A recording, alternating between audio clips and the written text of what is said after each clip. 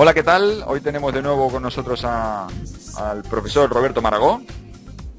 Y bueno, tenemos la suerte de que nos va a explicar los fundamentos del ejercicio de alta intensidad. Le comenté si era posible que nos hiciera un breve resumen de los porqués, las características y los pilares que hay que tener en cuenta para optimizar este tipo de ejercicio y así ser más efectivos en el gimnasio.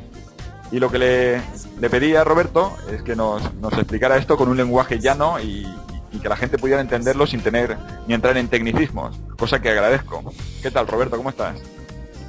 Hola Tony, ¿cómo estás? Y sí, me parece muy buena tu iniciativa y sí, lo interesante es que la gente comprenda de qué se trata esto y no que nadie lo entienda, ¿verdad? Que quede como una cosa muy intelectual que sea incomprendida por todo el mundo, sino que la idea es llegar a la gente y que pueda llevarlo a la práctica con total seguridad. Correcto. Nada, un apunte más. Esto, lo que siempre digo, no es una cosa que nace hace pocos años, sino que ya lleva sus años. Y pues remontándonos un poquito en la historia, pues hubo un momento en el que habían dos tipos de filosofía, o hay dos tipos de filosofía, nacen. Una que es la filosofía Arnold Schwarzenegger y otra filosofía que es la de Mike Mentzer, que como me has comentado a micrófono cerrado, estuviste trabajando con él. Y que bueno, en definitiva tienes la esencia de esa filosofía y que de hecho trabajas con Nautilus, que también van en esta misma línea y desarrollan las máquinas de entrenamiento basadas en la función muscular, cosa que no hacen otras marcas. Exactamente, esa es la idea.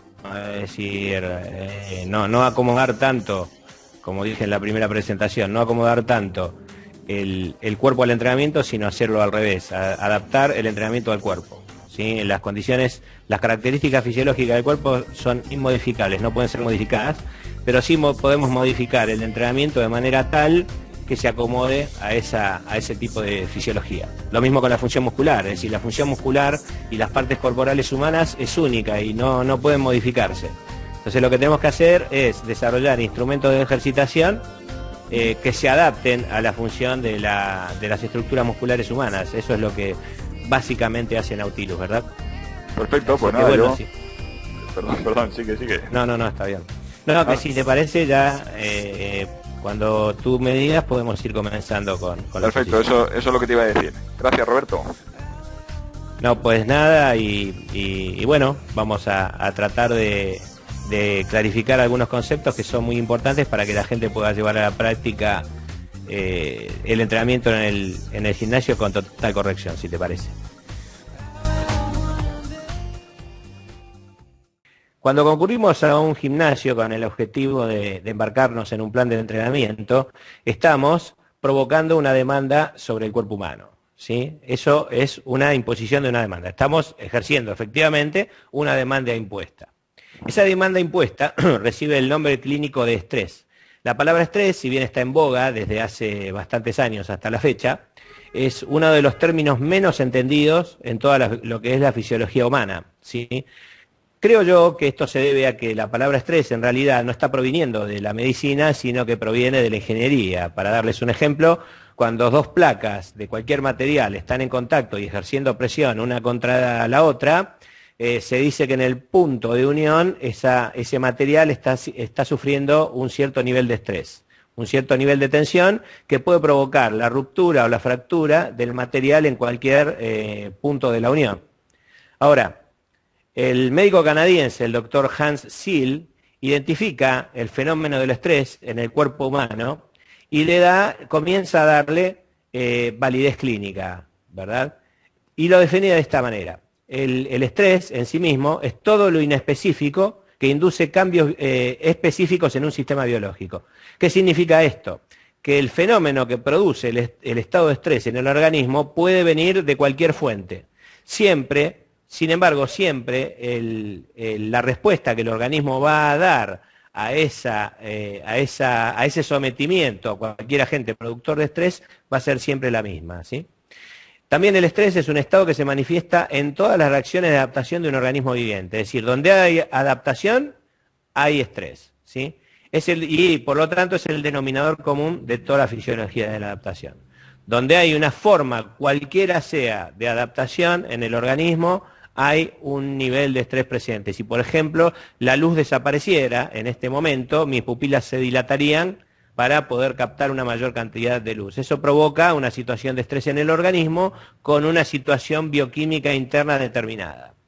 Si por el contrario aumenta el nivel de luz que hay en la habitación en donde estoy en este momento, las pupilas se contraerían para no dejar pasar tanta luz hacia mi nervio óptico. Eso también es una situación de estrés y aunque es diferente al ejemplo anterior, lo que va a hacer es provocar en el organismo la misma situación bioquímica, ¿sí? Que la veremos en unos momentos.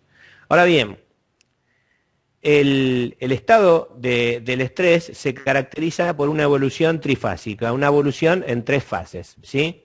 La primera fase es el estado de alarma, la segunda es el estado de resistencia y la tercera es el estado de agotamiento. La fase de alarma tiene la particularidad de que es incompatible con la vida, pero esto no tiene que preocuparnos porque el cuerpo sale del estado de alarma y se ubica en el estado de resistencia, que es cuando el cuerpo provoca una ganancia para sobrevivir, ¿sí? Finalmente llega el estado de agotamiento, que es cuando un organismo viviente se ve sometido al agente productor de estrés de manera muy prolongada y de manera muy frecuente, ¿sí? Llega al estado de pérdida de tejido, que es el estado de agotamiento, que es la tercera etapa. Un ejemplo muy común es cuando nos exponemos a los rayos ultravioleta de alta intensidad del verano. Lo primero que ocurre cuando nos exponemos a estos rayos es que hay enrojecimiento e hinchazón de las zonas expuestas. Esto es el estado de alarma. Es una bendición para nosotros la existencia del estado de alarma. Por supuesto, también vamos a sentir ardor en todas las zonas expuestas, porque si no tuviéramos esta sensación, si no tuviéramos esta situación, estaríamos literalmente cocinando nuestros tejidos, porque estaríamos todo el tiempo sometidos a los rayos ultravioleta de alta intensidad sin protegernos de ellos, ¿sí? Ahora, conforme nos retiramos de la exposición al agente estresor, en este caso los rayos ultravioleta de alta intensidad del sol, lo que va a ocurrir en las horas siguientes es que el cuerpo va a activar la producción de melanina para oscurecer la piel.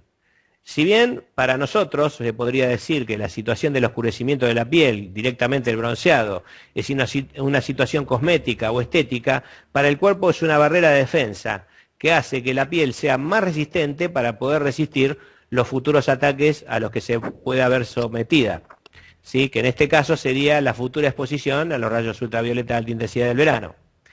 Si nosotros nos excedemos, si tomamos sol, si tomamos baños de sol con mucha frecuencia o de manera muy prolongada, ¿qué ocurre con la piel? La piel se quema, se destruye. Esa es la fase de agotamiento de la evolución trifásica del síndrome de adaptación general de toda la fisiología del estrés. Con el entrenamiento pasa exactamente lo mismo.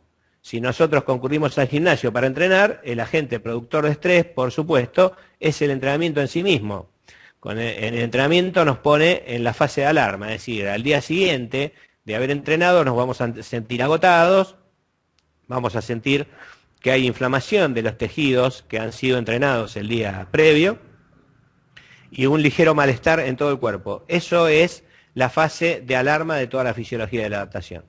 Conforme pasen los días y el cuerpo tenga suficiente tiempo como para producir todas las reacciones bioquímicas que van a producir la adaptación final, el cuerpo entra en la segunda fase, el estado de resistencia, que supone una ganancia, es decir, aumenta el tamaño de los músculos para defender los recursos bioquímicos de la capacidad de recuperación para poder resistir los futuros asaltos. Si nosotros, por cualquier causa, prolongamos el entrenamiento que hoy ha sido estimulante, que ha producido la fase de resistencia, si prolongamos el entrenamiento o entrenamos de manera muy frecuente, vamos a entrar en la tercera fase o fase de agotamiento, que es cuando se produce una pérdida del tejido muscular o atrofia, que es lo que no queremos bajo ningún punto de vista. Nosotros, nuestro objetivo en el gimnasio es estar fluctuando entre la fase de alarma y la fase de resistencia, intentando no entrar por ninguna causa al estado de agotamiento.